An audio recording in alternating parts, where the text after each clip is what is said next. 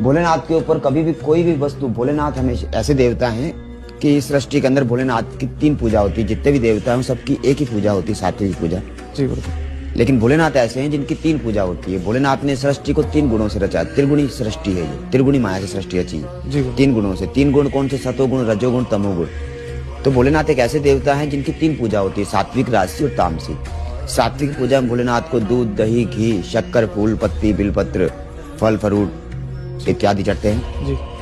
और रजोगुण पूजा के अंदर भोलेनाथ को भांग, धतूरा, गांजा, सुल्फा, सोना, चांदी, राजाशाही पूजा होती है।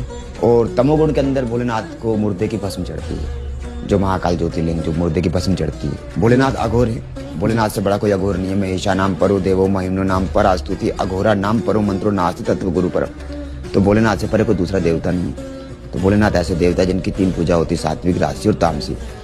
और जो जैसा उनकी पूजा करेगा वो उसी तरीके से, सात्विक पूजा करेगा व्यक्ति तो वो परमात्मा के सौम्य दर्शन को प्राप्त करेगा और परमात्मा सदाशिव के धाम को ही प्राप्त होगा वो।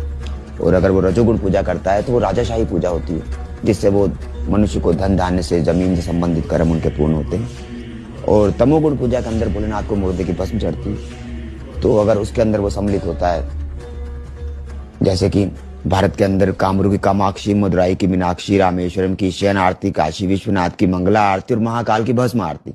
जी गुरुदेव। नारी वर्जित है भस्म आरती, दर्शन नहीं करती, सिर्फ नर ही दर्शन करता है भस्म आरती के। और अगर उस जगह पर नारी भी है तो वहां पर माताराम पर्दा लग कर लेती हैं। भोलेनाथ क्या है? दिगंबर स्वरूप है ना, क्वचित दिगंबरे मनो विनोद में तो वैसे नहीं। भोलेनाथ दिगंबर स्वरूप है, भोलेनाथ को बबूत रमता है तो भोलेनाथ दिगंबर स्वरूप है। तो दिगंबर स्वरूप के दर्शन नारी को वर्जित।